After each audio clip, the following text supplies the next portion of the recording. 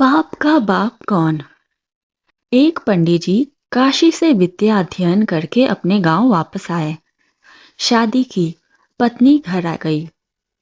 एक दिन पत्नी ने पंडित जी से पूछा, आपने काशी में विद्या अध्ययन किया है, आप बड़े विद्वान हैं, यह बताइए कि पाप का बाप कौन है।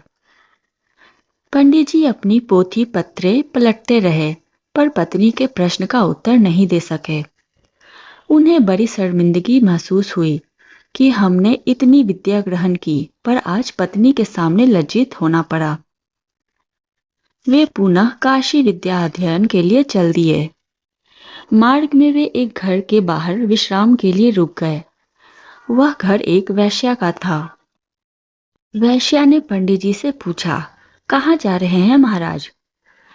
पंडित जी ने वैश्या को बताया कि मेरी स्त्री ने पूछा है कि पाप का बाप कौन है। इसी प्रश्न का उत्तर खोजने काशी जा रहा हूं। वैश्या ने कहा, आप वहां क्यों जाते हैं? इस प्रश्न का उत्तर तो मैं आपको यहीं बता सकती हूँ। पंडित जी प्रसन्न हो गए कि यही काम बन गया। पत्नी के प्रश्न का उत्तर इस वैश्या के पास है। अब उन्हें दूर नहीं जाना पड़ेगा। वैश्या ने पंडित जी को 100 रुपये भेंट देते हुए कहा, महाराज, कल अमावस्या के दिन आप मेरे घर भोजन के लिए आना, मैं आपके प्रश्न का उत्तर दे दूंगी। 100 रुपये का नोट उठाते ही पंडित जी ने कहा, क्या हर्ज है, कर लेंगे भोजन। यह कहकर वैश्या को अमावस्या के दिन आने की कहकर पंडित जी चले गए। अमावस्या के दिन वैश्या ने रसोई बनाने का सब सामान इकट्ठा कर दिया। पंडित जी आए और रसोई बनाने लगे तो वैश्या ने कहा, पक्की रसोई तो आप सबके हाथ की पाते हो, कच्ची रसोई हर एक के हाथ की बनी नहीं खाते। मैं पक्की रसोई बना देती हूँ, आप पा लेना। ऐसा कहकर वैश्या ने 100 रुपये का नोट पंडित जी की तरफ बढ़ा दिया।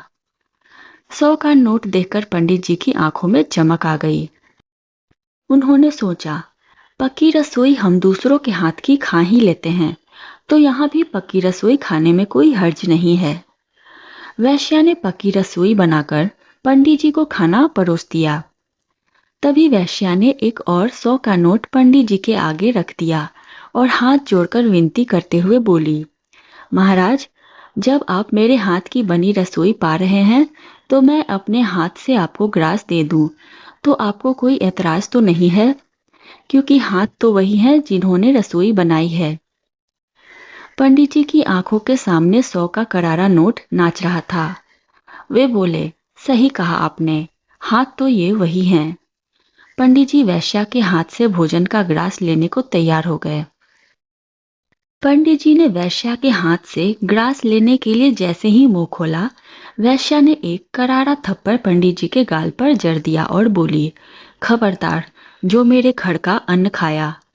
मैं आपका धर्म भ्रष्ट नहीं करना चाहती। अभी तक आपको ज्ञान नहीं हुआ। यह सब नाटक तो मैंने आपके प्रश्न का उत्तर देने के लिए किया था।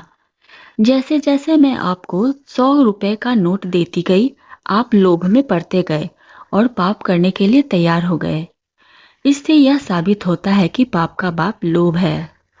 इंसान को लोभ के पीछे नहीं दौड़ना चाहिए, क्योंकि लोभ या लालच इंसान को अंधा बना देती है।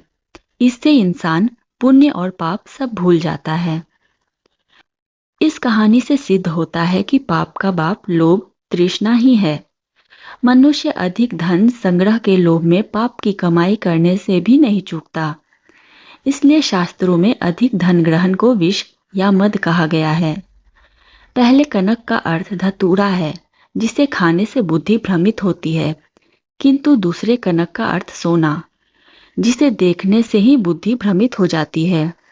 कामना या तृषा का कोई अंत नहीं है। तृषा कभी जीर्ण नहीं होती, हम ही जीर्ण हो जाते हैं। इसलिए दोस्तों, श्री कृष्ण से प्रेम कीजिए और पाप से बचने के रास्ते पर चलिए। पाप से बचने के लिए भगवान श्री कृष्ण ने इन 4 बातों का त्याग बतलाया है। जो प्राप्त नहीं है उसकी कामना, जो प्राप्त है उसकी ममता, निर्वाह की चिंता और मैं ऐसा हूं यानी अहंकार। इन 4 बातों का त्याग कर मनुष्य पाप से दूर रहकर सच्ची शांति प्राप्त कर सकता है। आशा करती हूँ ये छोटी सी कहानी आपको पसंद आई होगी। कहानी पसंद आई तो वीडियो को लाइक करें, शेयर करें, चैनल को सब्सक्राइब करें। जय श्री कृष्ण।